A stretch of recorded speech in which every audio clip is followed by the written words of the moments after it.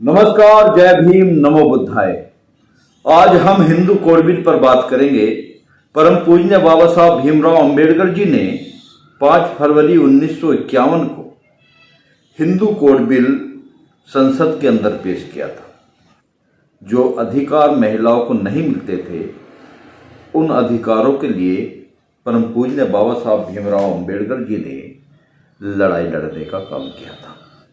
परम पूज्य बाबा साहब भीमराव अंबेडकर जी ने हिंदू कोड बिल द्वारा महिलाओं को वो तमाम अधिकार दिलाने की कोशिश की थी, जैसे संपत्ति का अधिकार, तलाक लेने का अधिकार और विधवाओं को पूरी संपत्ति का अधिकार जैसे अधिकारों का परम पूज्य बाबा साहब भीमराव अंबेडकर जी ने प्रावधान किया था।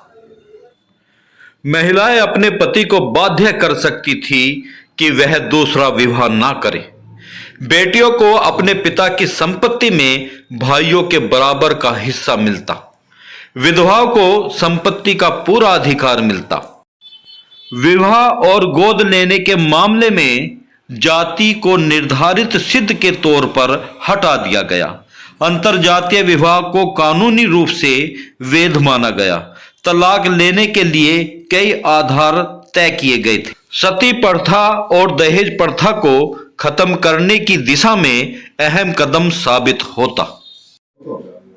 परम पूज्य बाबा साहब भीमराव अंबेडकर जी ने जब हिंदू कोड बिल पेश किया तो वो संसद के अंदर पास नहीं हो पाया, और जब पास नहीं हुआ तो परम पूज्य बाबा साहब भीमराव अंबेडकर जी ने अपने कानून के मंत्रालय से, यानी कि कानून मंत्री के मंत्रालय से इस्तीफा दे दिया था। उनकी ये नाराजगी थी कि महिलाओं को अधिकार मिलने चाहिए, पर वो अधिकार महिलाओं को मिलते हुए नजर नहीं आ रहे थे। इस वक्त इस देश की महिलाएं अपने अधिकारों से वंचित थी। उस समय परम पूज्य बाबा साहब भीमराव अंबेडकर जी महिलाओं के हक अधिकारों के लिए लड़ाई लड़ रहे थे, और आज जितने भी अधिकार इस देश की महिलाओं को मिले हैं, वो परम पूज्य बाबा साहब भीमराव अंबेडकर जी के अथक प्रयासों से मिले हैं।